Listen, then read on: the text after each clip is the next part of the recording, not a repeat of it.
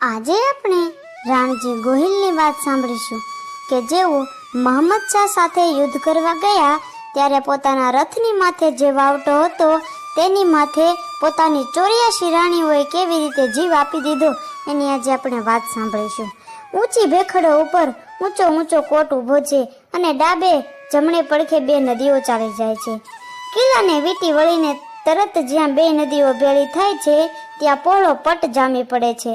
નદીની ઉપર વાસે આથમણી દિશાના આઘા આઘા ઝાડવા વચ્ચે રોજ જ્યારે રજો રડતી હોય અને કંકુડા ઢોળાતા હોય, માથે ચાંદો અને ચાંદરણું નીતરતા હોય ત્યારે પણ કિલ્લો તો કોઈ ધૂંધળી મસ્ત જેવો અને ધૂંધળા વર્ણો અને એકલ વાયો જ પડીને ઊભો હોય છે.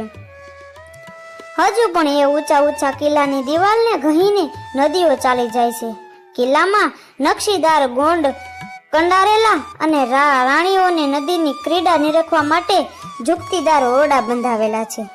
હજુ એક વાર એ રવેશમાં ઊભા રહીને નદીના પટ ઉપર હમી હાંજની પનિયારીઓને નિરખીએ અને ગરાસિયાના ઘોડા ખેલતા ભાળીએ અને જુવાનોની કુસ્તી જોઈએ અને ચારણોના છંદો અને કુમારિકાઓના વૃંદના રાહડા સાંભળીએ ત્યારે કાળ 600 વર્ષ પાછો ખસી જાય છે અને આ વાત આશરે 600 વર્ષ પહેલાની છે. અને એ વિલાસી રાજા રાણજીના હાસ્ય કિલ્લોલ તથા રાણીઓના કરુણ રોણા કાને અથડાય છે. એ ગામ રાણપુર, એ બે નદીઓ હુકા ભાદર અને ગોમાર રાણજી ગોહિલે બંધાવેલો એ કિલ્લો, એ તે કિલ્લો કે ક્રિંડા મહેલ. રાણજી વિલાસી હતો. કહેવાય છે એને 84 રાણીઓ હતી. દિવસ રાત એ રણવાસમાં જ રહેતો અને એને કનૈયો કહેતા. બ્રાહ્મણોના ભૂલાવ્યા એ રાજાને એવો નિયમ હતો કે કદી મુસલમાનનું મોં ન જોવું. એક દિવસ જૂનાગઢના દાતારની જાત્રા કરીને એક મેમણ ડોશી અને એનો દીકરો પાછા અમદાવાદ જતા હતા. રસ્તામાં માં દીકરો રાણપુર રાત રહ્યા. સવાર પડ્યું અને જ્યારે રાજા પૂજા કરતા હતા તે વખતે નદીના બહોળા પટમાં એ ડોશીના બેટાની બાંગ સંભળાઈ. બ્રાહ્મણોએ રાજાજીને સમજાવ્યું કે આ યવનવાનના અવાજથી પૂંજા ભ્રષ્ટ બની, એટલે રાજાને કુમતી સૂજી અને એ બાળકનો શિરછેદ કરાવ્યો. છોકરા વિનાની માતાએ અમદાવાદ જઈને ચોધાર આંસુએ મહંમદ શાહ બેગડા પાસે વાત કહી. મહંમદ શાહે પોતાની ફોજ રાણપુરનો નાશ કરવા મોકલી દીધી. રાણપુર સમાચાર પહોંચ્યા કે સેના ચાલી આવે છે, પરંતુ રાજાને કોણ કહેવા જાય? દુર્મતીઓ રાજા તો રણવાસમાં ઓહો રાત ગુલતાન કરે છે, બહારની દુનિયામાં ડોક્યું પણ કરતો નથી અને સૌને બીક લાગે છે કે કહેવા જનાર જીવ તો પાછો નહીં નીકળે. પછી તો એક ચારણે હિંમત કરી અને અંદર જવાનો રસ્તો તો બંધ હતો એટલે નદીની અંદર બરાબર ગોખની સામે ઊભા રહીને ચારણે અવાજ કર્યો કે એ બાપ રાણા, રાણા રમત્યું મેલ કનારે ચડિયા કટક, ખતરી ચોપડ ખેલ ગોહિલ કા લાગુ ગળો. હે રાણા, હવે તો રમત છોડ, શત્રુના સૈન્ય તારે સીમાડા કનાર ગામ સુધી આવી પહોંચ્યું છે. ક્ષત્રિય ચોપાટની રમત શું તને એટલી બધી મીઠી લાગી છે કે હજુય નથી ચેતતો? ચારણના શબ્દો કાને પડતા તે ચોપાટના પાસા ફગવીને રાણો ઊભો થયો. રાણીઓને ભલામણ દીધી કે જુઓ, જ્યાં સુધી મારા વાવટાને તમે રણભૂમિ પર ઉડતો જુઓ ને ત્યાં સુધી જાણજો કે હું જીવતો છું, પણ જ્યારે વાવટો ન દેખાય ત્યારે સમજી જજો કે મારો દેહ પડી ગયો છે. ત્યારે રાણીઓએ પણ ઉત્તર દીધો, રાજા જોજો હો, એ વાવટો પડ્યા પછી અમે 84 માંથી એકેય જીવતી નહીં રહીએ હો. પણ રાણજી સૈન્ય લઈને રણે ચડ્યો અને રાણપુરથી 3-4 ગાંવ આગે મહંમદ શાહની ફોજ સાથે એની તલવારો અફળાઈ. આહી ગઢને ગોખે બેઠી બેઠી 84 રાજપૂતાણીઓ નજર માંડીને જોયા કરે છે.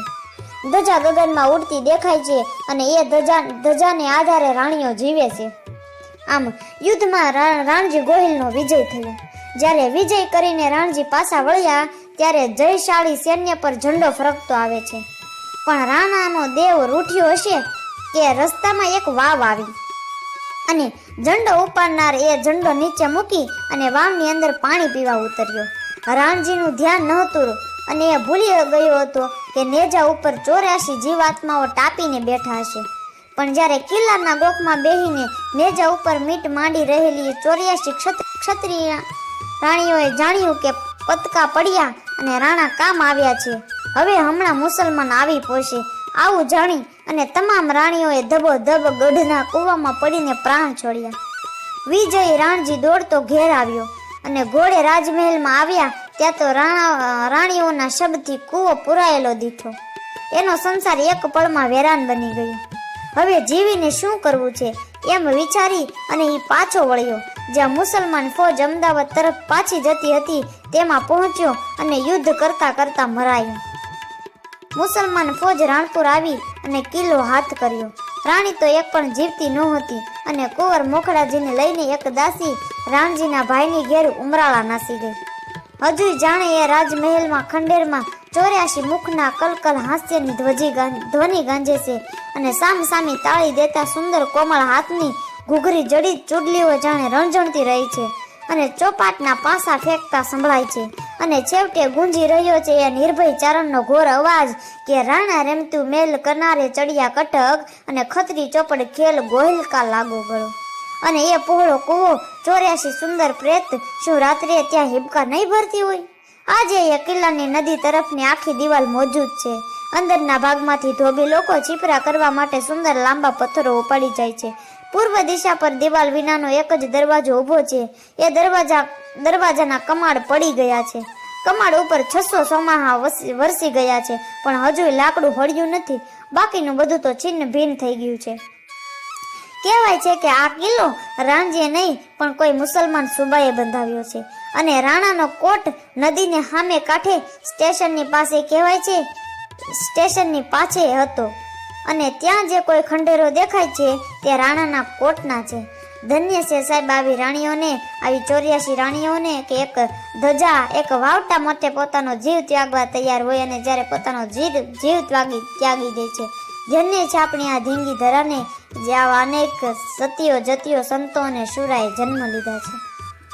આવી જ અવનવી ઇતિહાસોની ઘટના સાંભળવા માટે અમારી ચેનલને લાઈક કરો, શેર કરો અને સબસ્ક્રાઈબ કરો.